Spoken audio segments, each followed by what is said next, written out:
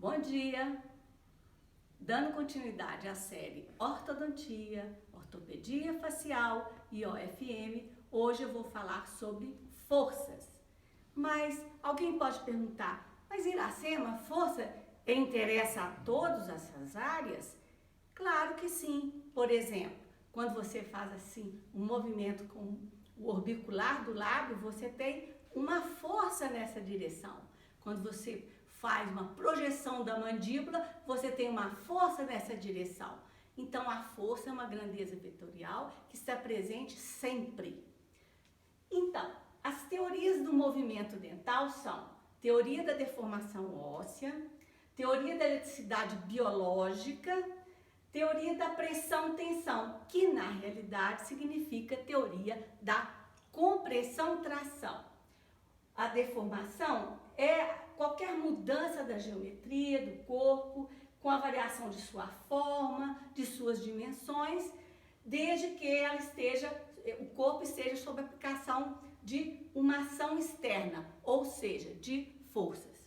O que acontece é que, se você for ver esse material didático que é utilizado, eles são a partir de traduções equivocadas do inglês para o português. Isso faz com que os profissionais tenham um conceito também equivocado dos termos físicos. Então, nós vemos aqui, estresse significa tensão, strain significa deformação, tension significa tração e pressure significa compressão. Então, é isso que está equivocado nos livros didáticos. Então, este trabalho, eu peguei na literatura, é um trabalho recente. E é para mostrar para os senhores que, às vezes, esses conceitos físicos são muito complicados. Eles vêm tudo misturado e isso é uma forma de você não conseguir analisar realmente o que está acontecendo dentro do tecido. Então, esse trabalho eu tirei da literatura e está escrito: o movimento com a resposta biológica do LP e do osso é um movimento dental, né?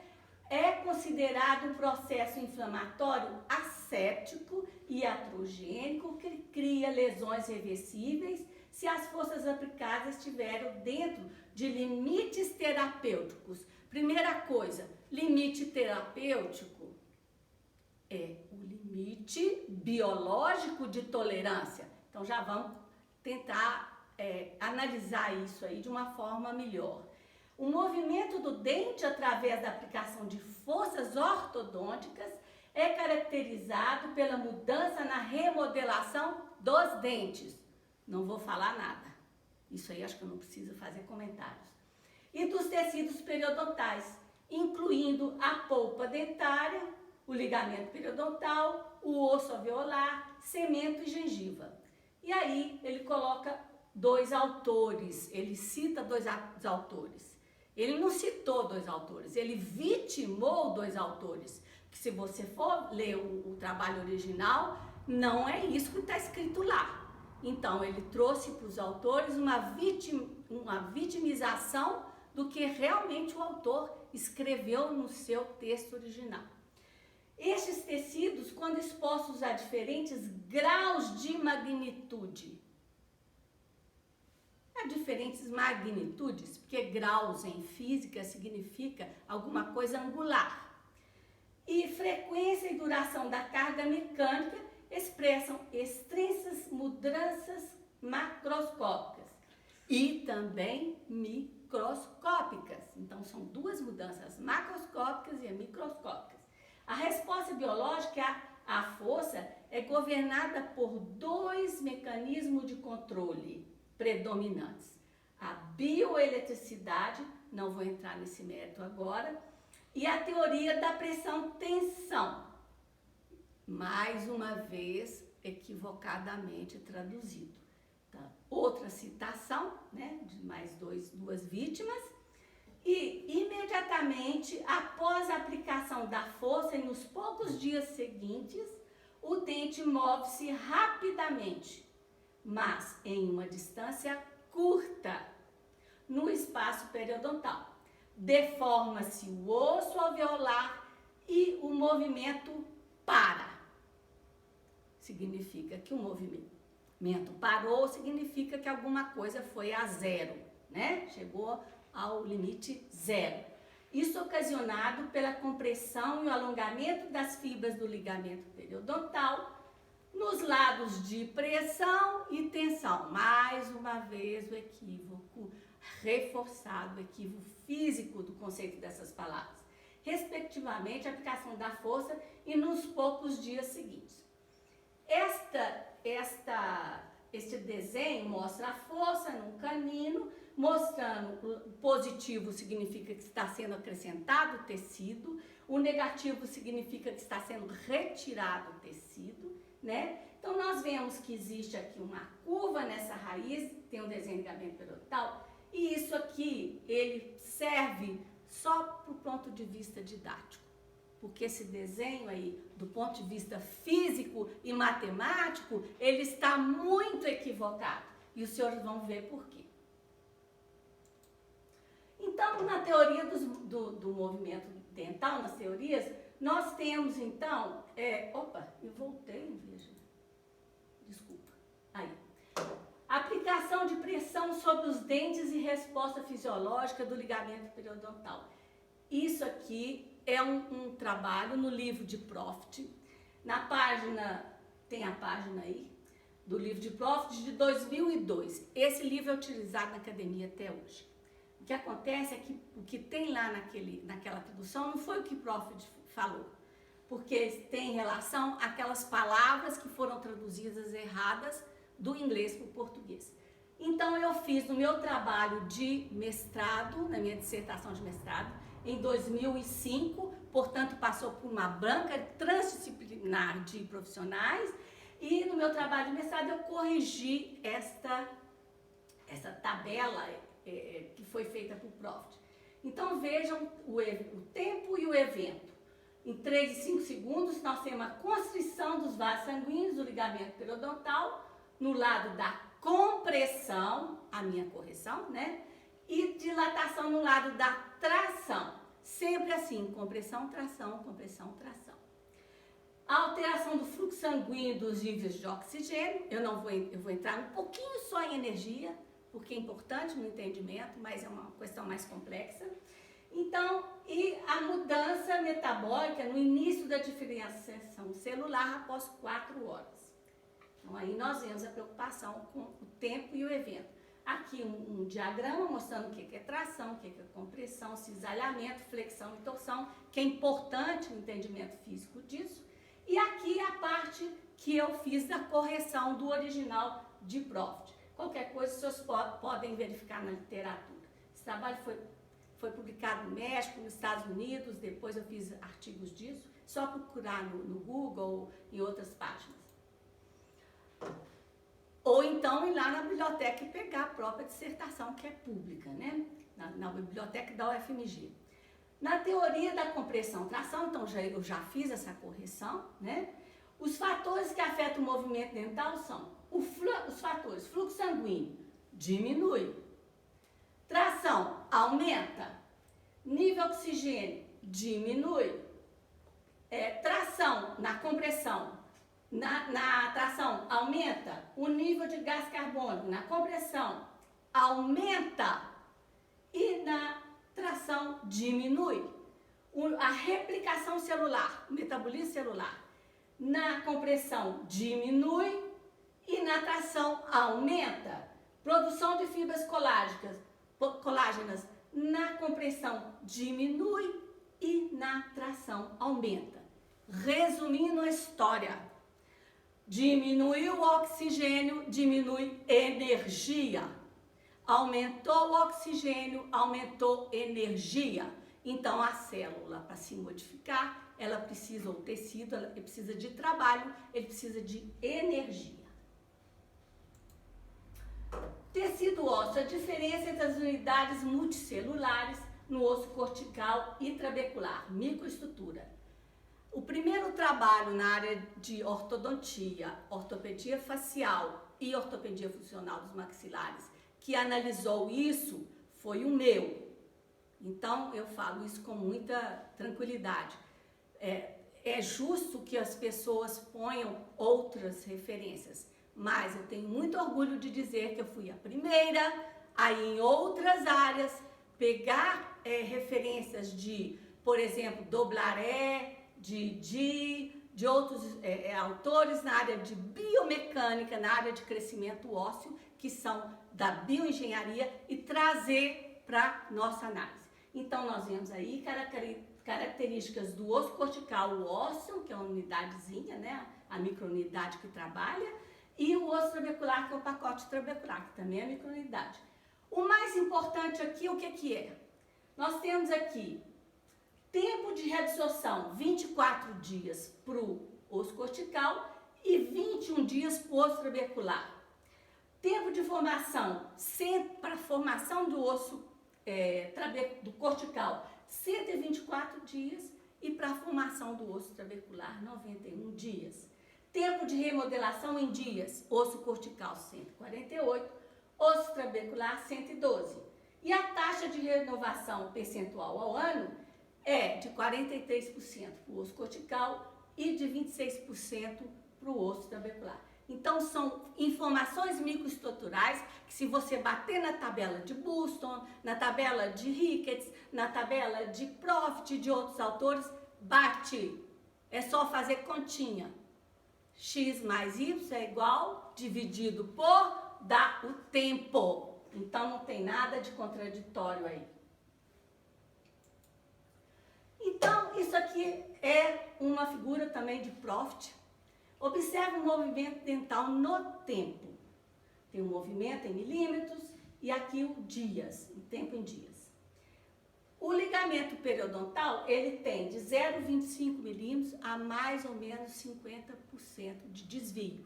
Quer dizer, pode ser maior ou menor em 50% do seu valor. Isso é importante? Ah, é importante sim, não é? É claro que é. Então, nós vemos onde que esse raciocínio, essa análise vai entrar. Porque tem um tempo de latência, porque quando você começa um movimento ou retoma um movimento, a quantidade de energia gasta é sempre maior.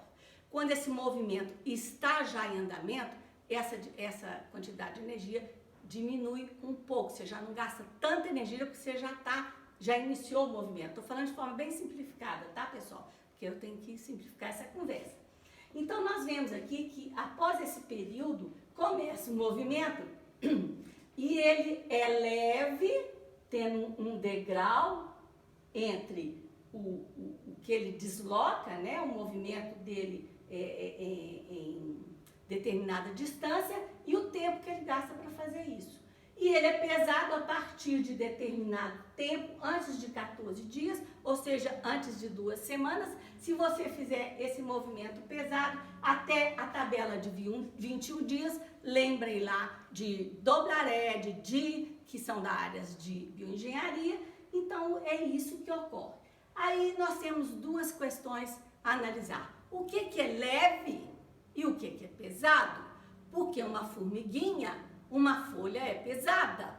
Para um elefante, uma folha não é nada. Então, o referencial desses valores é importante de acordo com as características microestruturais do tecido. Então, nós temos 24 horas a 2 dias, preconizado por Boston, que dizia que era isso que demorava, era o tempo de latência para demorar o movimento. Então, também aqui em Profit, ele fez uma tentativa de mostrar declínio de forças no tempo. Aqui isso é utilizado até hoje. Nós vemos o primeiro gráfico mostrando o ritmo de declínio na força. Quando você coloca um aparelho, ela vai com primeira inclinação do dente dentro do ligamento periodontal. Esse módulo da força vai diminuir, né? Aí você reativa, seja lá que aparelho, de que forma for, de qual é a técnica que você usa, você reativa, aí essa força vai também diminuindo, e ele diz que essa força é contínua, e como quem não quer nada, nós vemos ali a mola ideal. Já entra aí o Hooke. então o Proft já sabia da existência do Hooke? Quantos dos senhores nem sabem quem é Hooke e nem querem saber, tem raiva de quem sabe? Mas ele é muito importante para entender as 3 áreas que envolvem o que eu estou falando. Então, vocês veem, essa força contínua, ela na realidade não é contínua. Ela pode ser continuada, porque ela muda no tempo. Seja lá qual artefato é usado. A mola ideal, ela é teórica, está aqui. Então, a força interrompida, observem como o Proft fez esse gráfico, mostrando o decaimento, o intervalo, e aqui ela está a 0. Então, ela chegou no nível 0. Nós vamos recomeçar o movimento. Essa é a força interrompida. E a força intermitente, observem que ela tem colunas de alteração entre o nível da força e o tempo, baixa 0, recomeça o movimento. Então, é aquela interpretação do que está acontecendo no ligamento periodontal e no osso. Essa é a interpretação que tem que ser feita, analisada, independente de qual técnica você usa, de qual especialidade você segue a filosofia. Então, nós vemos também de Proft, movimentação de dentes. Todas essas análises modificadas estão, volto a repetir, na minha dissertação de mestrado e alguns trabalhos publicados na literatura. Então, nós vemos aplicação de força, rotação em torno do dente, em torno do centro de resistência do dente. Então, observe que é desenhado esse vermelhinho aqui, que é o ligamento periodontal, que tem entre 0,25 milímetros para mais ou menos 50%. Então, o centro de resistência está sendo localizado aqui. E a força está vindo de lá para cá. Sempre o lápis, tá, gente? De lá para cá.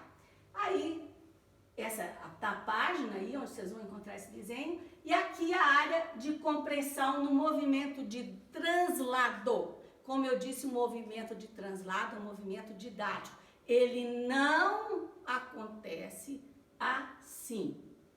Ele não acontece assim, porque o centro de resistência está aqui e essa área entre o dente e o osso e o ligamento periodontal, ela não é contínua, ela não é lisinha, ela tem reentrâncias, irregularidades. E como os senhores podem ver na minha modificação, ela é cônica.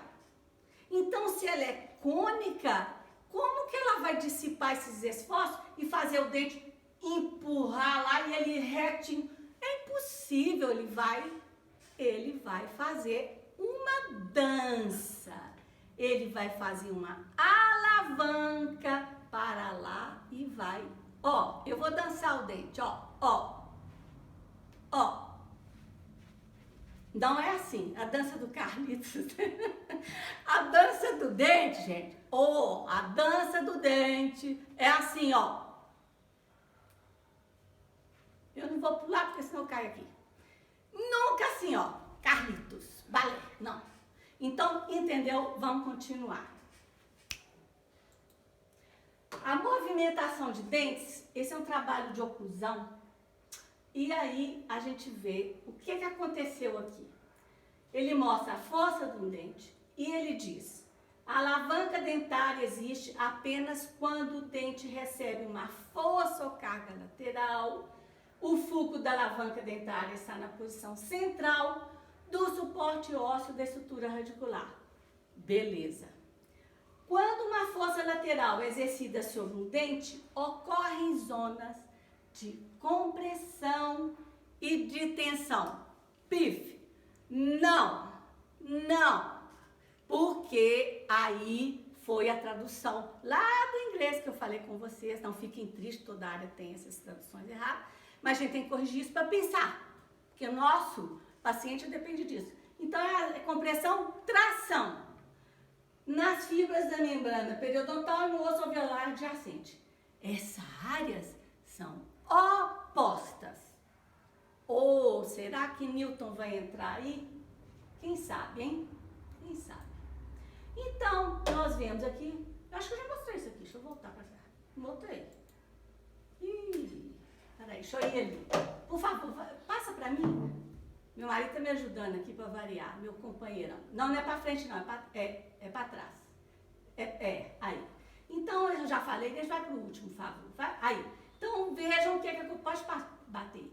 Vejam que não é tensão nessas áreas opostas, é tração. E eu fiz uma correção, vocês lembram que aqui era menos, até aqui embaixo, mais aqui embaixo? Não, isso é um símbolo físico, isso é um símbolo matemático. Então, a partir do centro de resistência, nós temos menos, em áreas opostas é mais. O menos está em relação ao centro de resistência, a isso, ó, a inclinação do dente. Então, eu fiz essa correção, tem vários estudos já de simulação que tem esse desenho corrigido. Passa, por favor, meu bem.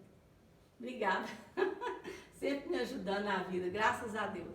Então, nós temos aqui o plano da cabeça, isso também eu fiz uma correção. Agora vocês vão ficar muito bravos comigo. Vai todo mundo ficar bravo comigo, vai todo mundo falar, Iracema complica as coisas. Não, eu estou simplificando. Para simplificar, o tijolinho tem que sair da cabeça e entrar lá no lugar certo, né? É igual crochê. Quem faz crochê está entendendo o que eu estou falando. Daí vocês veem a minha idade, né? Então, olha aqui. Nós temos aqui o plano horizontal é ZX, é o plano horizontal, é o plano transversal, né? O plano frontal, ele é a partir do processo coronal, então tá aqui, ó, ele corta isso aqui. Então, para frente, para trás. Tá? Plano horizontal, transversal, para cima, para baixo. Aí nós temos aqui o plano sagital, vertical, onde a sutura sagital, a sutura sagital, essa aqui, ó, ela vem assim. Então nós temos plano vertical, sagital. Para um lado, para o outro. Então, mesial e distal, direito, esquerdo. Ai, que coisa, eu não aprendi assim. Isso foi um efeito cascata. Viram plano?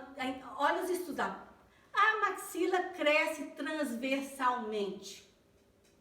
A maxila cresce sagitalmente. Aí o profissional não entende, porque ele enxerga isso de forma errada.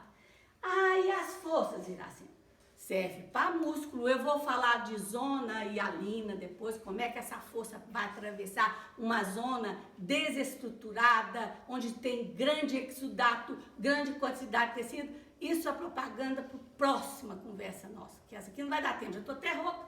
Então, veja, as forças. Nós temos uma força.